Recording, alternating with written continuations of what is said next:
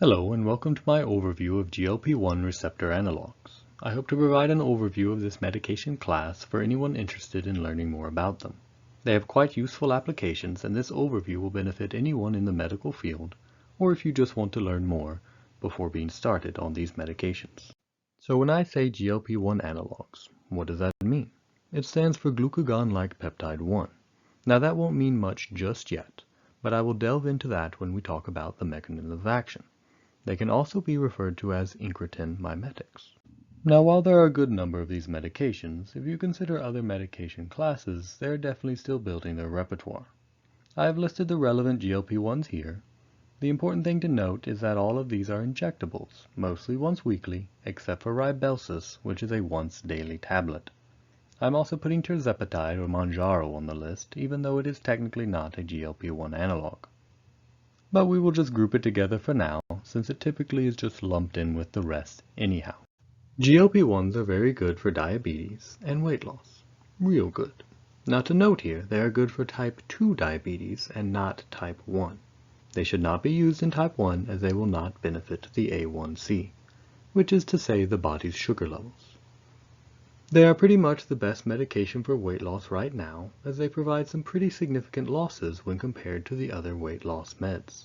Now, why don't we talk about how they do what they do?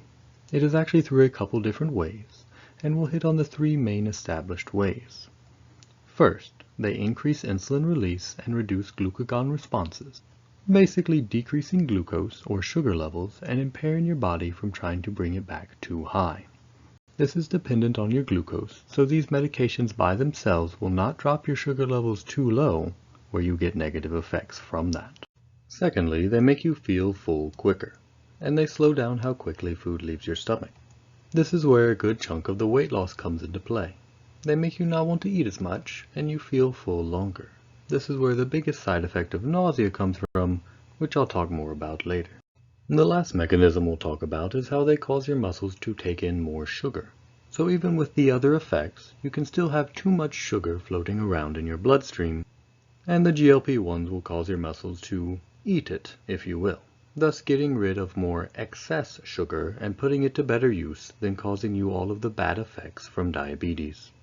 Shifting from how they work to how well they work, when I said they work real good, I meant it. On average, for people at goal dosing, their A1C, or how their long-term sugar control is going, is reduced by 1 to 2%. If you don't know anything about A1C, that might not sound like much, but that is about as significant as you get from a single diabetes medication, considering most people actually managing their diabetes do not get over 10%, and less than 5.7% is normal or not causing damage. They also provide good cardiovascular and kidney benefit, even going as far as to reduce death associated with them. So a pretty good thing. And then of course, weight loss. With most of these you are losing at least 10 pounds, and that can be pretty rapid. With tirzepatide, Mounjaro, Zepbound, whatever you want to call it, that number can go above 40 pounds with longer term use. So yeah, they can give significant weight loss. This is definitely what has caused their fast rise to fame. Now, no medication is perfect, so it does have its fair share of side effects. The major one is stomach issues, nausea specifically.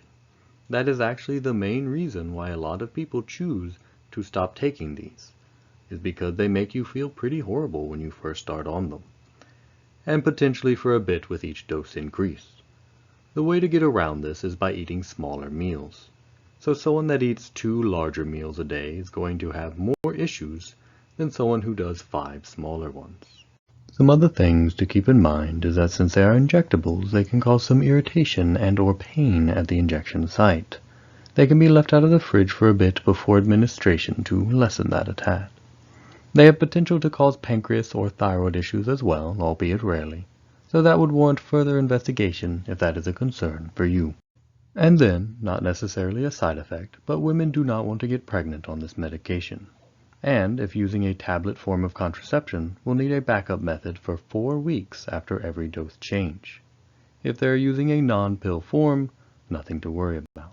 There is some interesting information that is not talked about, but very relevant. First of all, the starting dose of these medications do not provide benefit. Yes, you heard me. The starting dose is pretty much not going to help your diabetes or weight loss.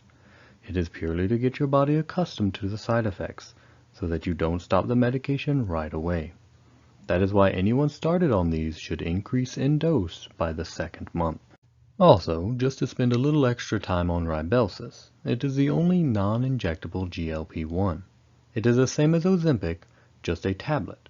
However, the highest dose of Rybelsus only compares to the 1 mg dose of Ozempic, which Ozempic can go up to 2 mg. Also, it is a daily medication that you have to take first thing in the morning, before food, where the others are once weekly. Lastly, it is pretty finicky as a tablet, so don't leave that bottle open too long either, or it really isn't going to work as well. I'll also mention there is another class of medications that work in a way related to the GLP-1s without most of the benefits, called DPP-4s, or dipeptidylpeptidase 4 inhibitors. These are medications such as Januvia or Onglyza. They are also diabetes medications. Do not use them both together. There is no point, no benefit, just choose one, which should be the GLP-1s unless there is a specific reason not to.